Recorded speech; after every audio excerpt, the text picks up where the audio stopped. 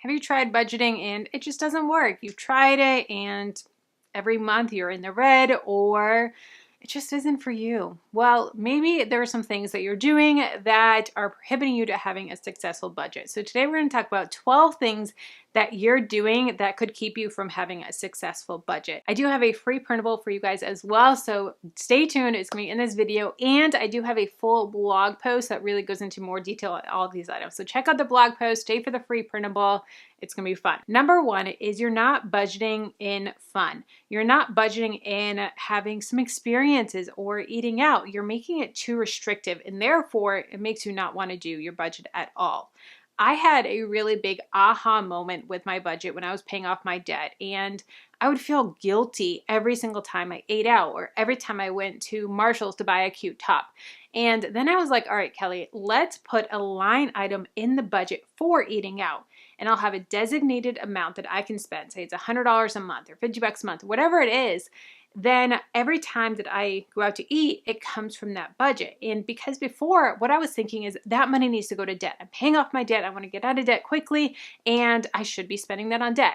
No, have a line item in your budget for those fun things, whether they be going out with friends or eating out or cute top or home decor, whatever it is, whatever makes you feel good and makes you enjoy your life more. Have line items in your budget for those things so that you can enjoy your life and you don't have that guilt of saying, I should be putting this towards debt. No, have the line item, and that way you stay within those parameters. So if you put $100 a month for eating out, make sure you're not going over that, you're staying within that, but it's really going to help you to not hate your budget and not have this restrictive guilt. It's really going to help just to put you at ease and to give you more freedom within your budget. Next is you don't know how much for each category. You don't know how much to spend on groceries. You don't know how much to spend on gas. And you're like, I don't know, I spend whatever's there, I just pay it.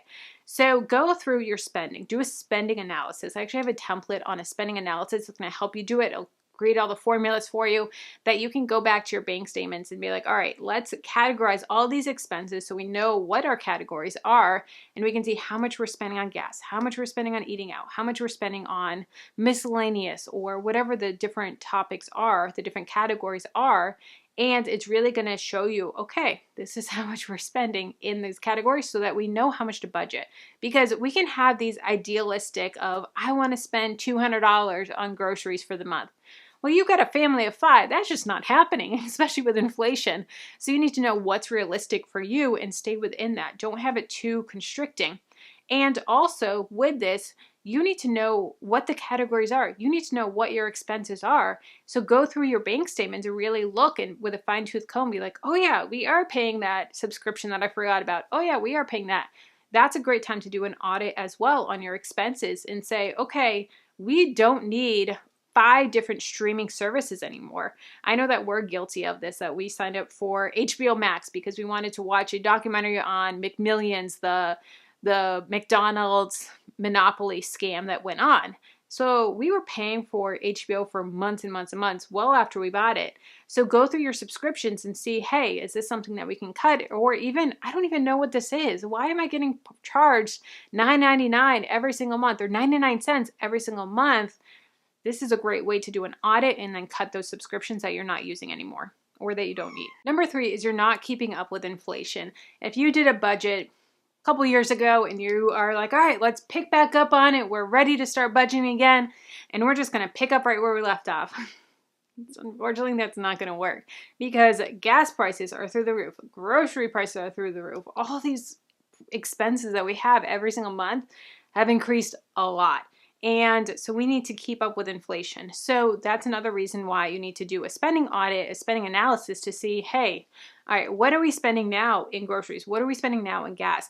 What are these monthly expenses? And keep up with inflation. Adjust your budget. You may have to cut back in other places, but you need to keep up with inflation, especially in the categories that are necessities. Food is a necessity. Housing is a necessity. Gas is a necessity. You may have to cut back your personal spending a little bit to make room in the budget, But hopefully your income has gone up as well, so you can adjust for it that way. But make sure that you're keeping up with inflation within your budget because prices have gone up a lot. The number 4 reason why you are unable to keep up with your budget is you're not updating it throughout the month. You are just saying, okay, at the end of the month, I'm going to enter in all my expenses, or maybe your intentions are to update it every couple days, but life happens and you got out of the habit, and now it's the end of the month. And you're like, oh, yeah, I got to do that. And then what happened? You went over budget. Yeah. If you're updating your budget every couple of days, a couple of things are going to happen. One, it's only going to take you 10 minutes. It's going to be quick. If you wait till the end of the month, it could take you an hour and you're going to hate it and you're going to dread it and you're going to be cursing my name. We don't want that. Also, you can adjust throughout the month to see if you're overspending. So say you have a budget of $500 for groceries for your family, and you're halfway through the month and you've already spent $350, you'd be like, okay, we need to cut back a little bit. We need to eat from the pantry. We need to have some pasta meals. We need to have some meatless Mondays and really cut back and rein it in. Whereas if you wait to the end of the month, maybe you went $600 and you went way over budget. So if you're updating your budget throughout the month, you can see, okay, we're going over, we need to cut back. And you can adjust accordingly throughout the month rather than waiting until it's too late and you're like, oh, well, maybe next month. Next month, same thing's going to happen. So make sure that you're keeping up with it and that you don't fall into that, oh, well, trap. Number 5 reason why your budget is not working for you is you're not closing it out at the end of the month. So at the end of the month, it is a zero-based budget. So what that means is every single dollar should have a name. Every cent needs to be accounted for. So when you're closing out your budget and you have $200 left over, that's not a buffer in your account. If you leave that as a buffer in your account, that's going to get spent. Life's going to happen. You're like, oh yeah, I got some extra money in there. I got some extra cash in there. We're good. We're good. No, at the end of the month, whatever is left over, transfer that to your goal. Whether your goal be debt payoff, whether it be saving, whether it be investing, whether it's a combination of 3 or whatever you're working on financially at that time, transfer. Make a extra debt payment. Even if it's $3.67. Put that payment towards debt, put that payment towards something, or transfer it into your sinking fund or transfer it into your savings account. You're not going to get penalized for making an extra payment, and don't think that a payment is too little. It's not going to count. No, it's going to count. You want to start the next month at 0. You want to start it as a clean slate, not roll over from the previous month, not leave it as a buffer in your account, but make those extra payments. I truly believe this is really what helped us to pay cash for our wedding, to pay off my debt, to pay cash for my dream car, because at the end of the month, I put anything extra towards it. Any extra money that I had, I was like, all right, we're going to be diligent. And those little transactions added up. They really did. So make sure that you're finalizing your budget at the end of the month. Number 6 is you don't have a laser focused plan. So you need to have a laser focused plan on your money, whether that's debt payoff, whether that's saving or investing, or, saving for a vacation or saving for whatever it is, or maxing out your Roth IRA, whatever it is, have a laser focused plan. If you're paying off debt, do a debt snowball or a debt avalanche or debt tsunami. I have a full video that goes over like 3 or 4 different debt payoff plans. I'll have it linked down below for you guys, but have a laser focused plan. That's really going to help you to reach your goals faster versus saying you have an extra $100 at the end of the month of putting $20 extra towards all of your debts and be like, I'm paying them all off faster. No, put that $100 towards one specific debt and then pay minimums on the rest of them. Whether that is the debt snowball and you're doing it on your lowest balance debt, or the debt avalanche, the one with the highest interest rate. Either one, it doesn't matter, but have that laser focus on one of your debts. Number 7 is you haven't given it enough time. A lot of people will start budgeting and do it for a month and be like, yo, I failed. I went over budget and I didn't pay off any more debt and I failed. I'm in the red. Budgeting, it's just not for me. I don't make enough money. It doesn't work. No, give your budget 3 to 6 months to work. Trust me, it doesn't typically happen on the first month. For many people, it didn't happen for about 6 months for me personally. I needed to be budgeting for 6 months consistently to get into the routine, to get in the habit, to get control of my spending before I was able to make a lot of progress. So don't get discouraged. I know that you're so excited and start budgeting and it's gonna be awesome, and then the first month you fail, or you feel like you failed, but honestly, you're just setting yourself up and creating those habits, getting in the structure of logging your purchases. It's a lot. So give yourself grace, give yourself 3 to 6 months before quitting. Don't quit at all, but give yourself grace and give yourself enough time to really get in the habit and really understand your budget and how it's going to work. Number 8 is a tough one, and that is your expenses are higher than your income. I have a video coming out very soon on what to do if your expenses are higher than your income and what to do. So stay tuned for that. Definitely subscribe for it. But if your expenses are higher than your income, that's not necessarily an income problem. It's most likely a spending problem. And so we need to rein it in, and we need to figure out our spending, and we also need to increase our income. And, you know, I've been working with people and helping them with their budgets for about 5 years now. And there's some budgets that I look at and I'm like, all right, we have cut everything. We are down to pins and needles. We're down to it. The only thing left is to increase our income. So at that point, what do we got to do? We got to work on a side hustle. We got to work on bringing in new income, asking for overtime at work, getting a second job, whatever it is. But sometimes you do need to increase your income. I have a free printable for you guys for 97 online business ideas to help make money from home. So definitely check that out. It'll be linked in the description. But you got to increase your income sometimes, and it sucks. It's hard, but you got to do that. And then you also have to cut your spending as well. If you are spending money on extra things, extra subscriptions, extra whatever it is, an expensive car payment, maybe you need to downgrade. Maybe you need to really cut your lifestyle for a little bit. But it's tough when your expenses are higher than your income, but a budget really shows that. And I know people, because they have some money in savings in their checking account, they don't even know that they are in the red because they have that buffer, but their account is going lower and lower and lower and lower. And that's a bad trajectory to be on, especially if you don't know that it's happening. Number 9 is you're not being honest with your budget. Just like dieting, if you are cheating on your diet and you're not losing weight, is it the diet's fault? No, it's because you're cheating on your diet. So the same is with budgeting. If you're not budgeting, if you're not logging your expenses, if you're not putting in the work for your budget, it's not going to work. It's not like you can, get the spreadsheet that I have for you guys or the printable and be like, all right, I got Kelly's spreadsheet. I have a budget. Okay. If you don't do the work for, if you don't enter in your purchases, if you don't, put the extra money towards your debt, if you don't do the things for your budget, just getting the spreadsheet isn't enough. You need to actually put in the work for it. Tough love, but you got to put in the work too.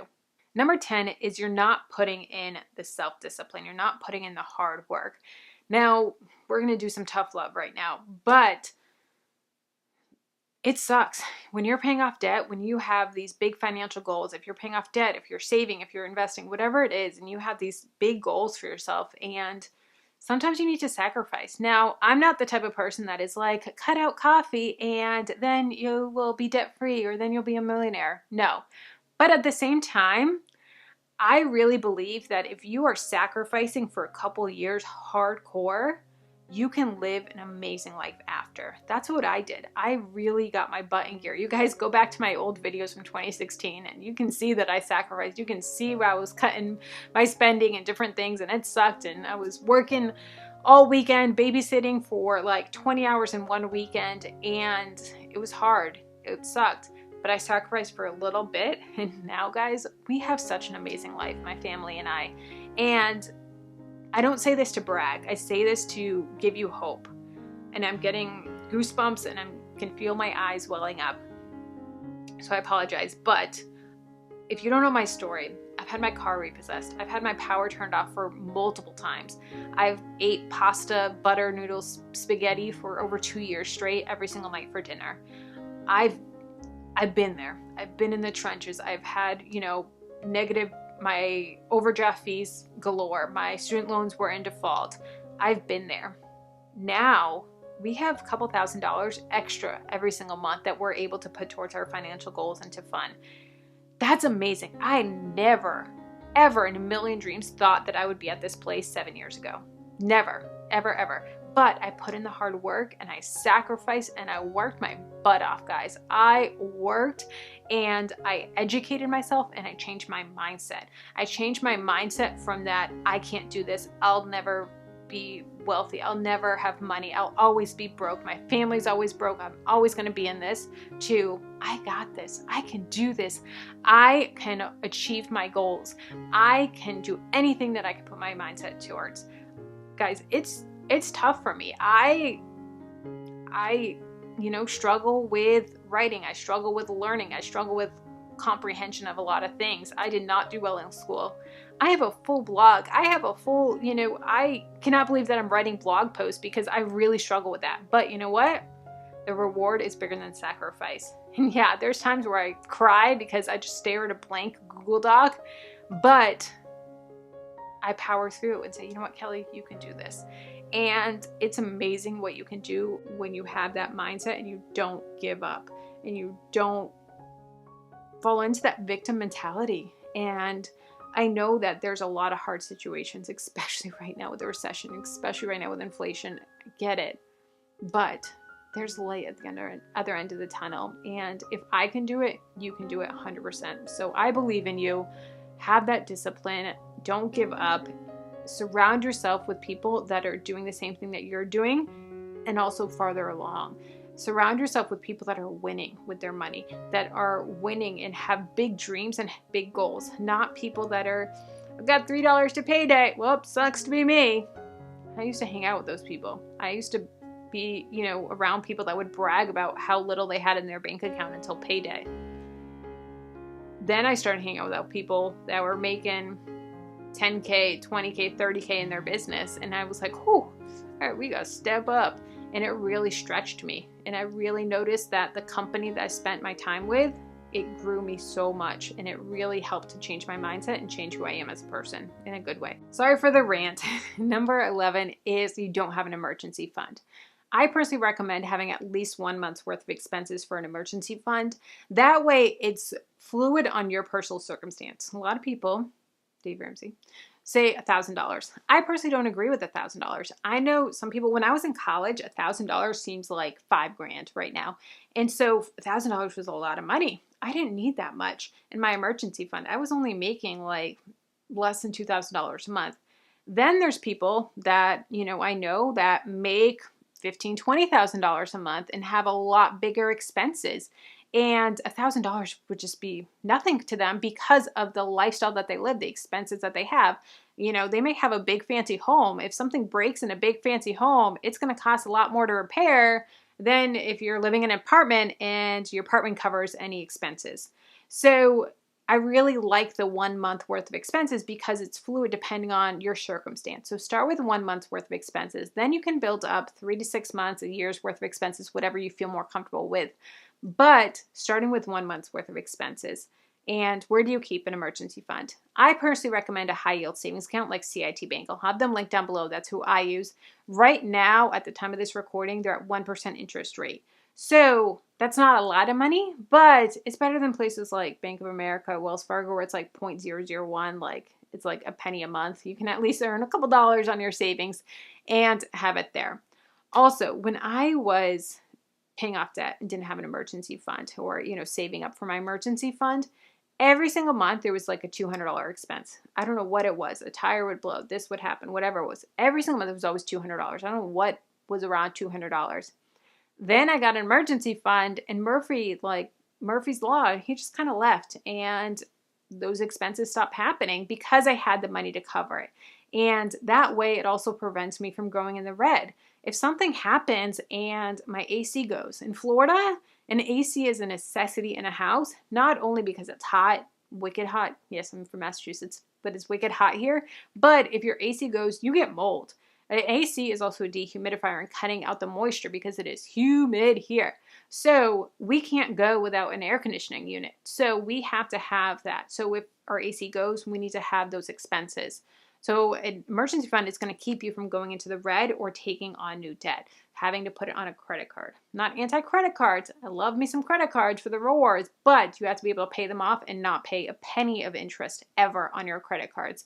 Credit card interest rates are through the roof. I'm getting on a rant now.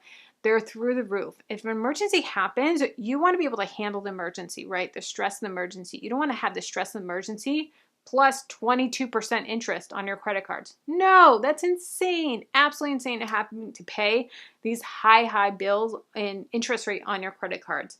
I personally believe, here's my rant continuing, sorry guys. I personally believe that emergency fund or a credit card for an emergency fund is a scam, a marketing scam that these credit card companies used. and continue to use, because you should have that emergency fund in cash or in a bank account, not on your credit card. You shouldn't say, oh, I have a $10,000 limit, $5,000 limit, it's my emergency fund. No, because then you're going to be paying the interest because you don't have money in your bank account because they scammed you into believing that it's an emergency fund so they can get your interest.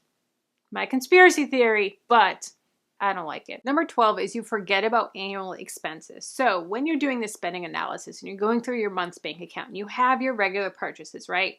But what about those purchases that happen once a year or a couple times a year and you forget about them? That can royally screw up your budget. So for instance, your car insurance. Some insurance companies give you a discount if you pay in 6-month bulk. So that's a great way to save money, right? If you have that money. But say that comes and hits and you forgot about it, you're screwed. And that just blew your whole budget. So make sure that you are tracking your annual expenses. This is where the free printable comes in. I have a pre-printable for you guys, 2 different pages, 2 different options, and it's a tracker that you can write down manually your expenses so that you don't forget them. And so that when you're creating your monthly budget, you can look back on this track and be like, oh yeah, it's July. For July, I have to include the car insurance or my property taxes or my life insurance annual premium. Make sure you're not forgetting those annual expenses. So what you can also do with this is create a sinking fund for these purchases. So say you have a annual purchase or biannual purchase that you had to pay your car insurance and it's $600 every 6 months. You pay it twice a year. Okay, so let's make a sinking fund for that. So that way when July comes and you have to pay $600 for your car insurance, you can be like, oh wait, I already have a sinking fund for that, where I put $100 a month away for my car insurance sinking fund so that when the premium comes due, I have all the money and I'm not freaking out. It's already there. So you're going to budget in that $100 every single month in your sinking funds category in your spreadsheet, link down below. And you can use that to pay those premiums so it's not that big hit. So use sinking funds. I also have a full video explaining sinking funds if they're confusing to you. Check it out down below in the description box. Let's keep the conversation going. If you want to know all about how to do a spending analysis, a full walkthrough, check out this video here. And if you want to know how to make money from home, if you want to increase your income, check out this video where I go through all the different ways that you can make money from home, give you some ideas to raise that income because that's super important. Check out the video here.